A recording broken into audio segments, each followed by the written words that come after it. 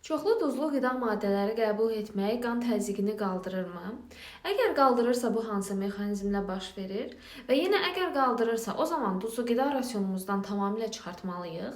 Gəlin bugün bu 3 suala cavablandıraq. Əvvəla birinci sual. Duz qan təzyiqini qaldırırmı? Cavab bəli. Əgər biz çoxlu miqdarda duz qəbul edərsək, yəni tövsiyə olunan günlük miqdarın üzərinə çıxarsaq, qan təzyiqimiz qalxır. Bəs bu hansı mexanizmlə baş verir? Belə ki, bizim əsasən qəbul etdiyimiz duzun tərkibində natrium elementi olur. Və yenə əsasən qəbul etdiyimiz duz natrium xlor birləşməsi şəklindədir və hər bir halda bədənimizə çoxlu miqdarda duzla bərabər natrium daxil olur. Bu natrium bizim bədənimiz üçün çox önəmli bir maddədir. Ancaq natriumun belə bir xüsusiyyəti var. O özünə suyu çəkir. Yəni natrium hardadırsa, su da ona tərəf yayılır. Daha doğrusu ona tərəf çəkilir. Məsələn, çoxlu duzlu bir şey yirəmsə, qanımın tərkibində natrium səviyyəsi yüksəlir. Və dediyim kimi natrium suyun özünə çəkdiyinə görə damarlarda bir müddətdən sonra axan qanın da miqdarı çoxalır. Nəyə görə? Çünki suyun miqdarı ekstra gəldi. Və damarlarda normaldan artıq qan axarsa əgər, yəni normadan artıq damarın içində maye olarsa, bu damar divarlarına təzyiq göstərir. Və təbii ki, bizim ürəyimiz müəyyən təzyiqlə ürəkdən qanı damarlara qovur.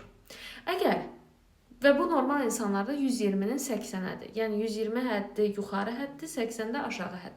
Bunun nə olduğunu növbəti videolarda izah edə bilərəm. Ancaq damarda qanın miqdarı çoxalarsa və yaxud da digər sözlə mayenin miqdarı çoxalarsa, o zaman ürək daha böyük bir təzyiqlə işləməlidir ki, o qanı orqanlara doğru itələyə bilsin damarların daxilində. Və buradan da belə nəticəyə gəlirik ki, əgər çoxlu duz yeyərsək, qanımızda natriumun miqdarı artır. Natrium isə özünə su çəkdiyinə görə qan damarlarında mayenin miqdarı artır. Bu da öz növbəsində ürəyin daha yüksək təzyiqlə işlənməsinə səbəb olur.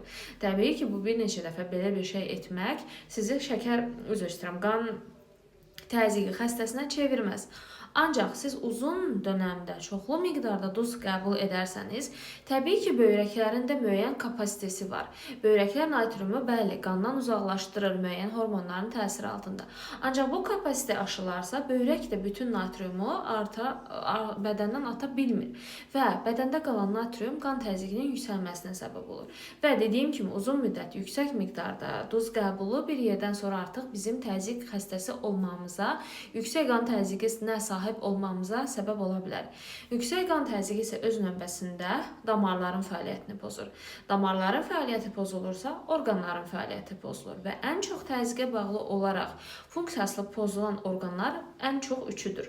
Təbii ki, bu proses bütün orqanlarda baş verir, amma ən çox ürək bundan təsirlənir, daha sonra beyin bundan təsirlənir və təbii ki, böyrəklər. Yəni, bu üç orqanın əsasında, amma uzun vədədə digər orqanların da fəaliyyətinin pozulmasına səbəb olur. Və o zaman belə bir sual ortaya çıxır ki, biz duzu qida rasionumuzdan çıxarmalıyıq.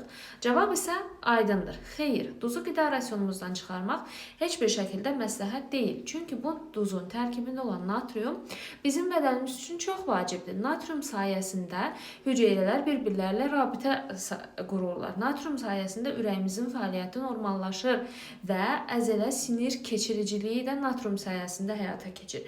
Əgər biz yetəri qədər natriumu qida və duzla bədənimizə daxil etməzsək, uzun vədədə biz təzyiqi aşağı olan insan, gücsüz, əzələ fəaliyyəti zəif olan bir insana çevirə bilərik ki, bu da yenə uzun vədədə xoşa gəlməz durumlara qədər aparıb çıxara bilər, həmçinin də ürəyə də ziyandır. Ona görə də Dünya Səhiyyə Təşkilatı və Avropa Kardioloqlar Cəmiyyətinin müəyyən elədiyi duz miqdarı var.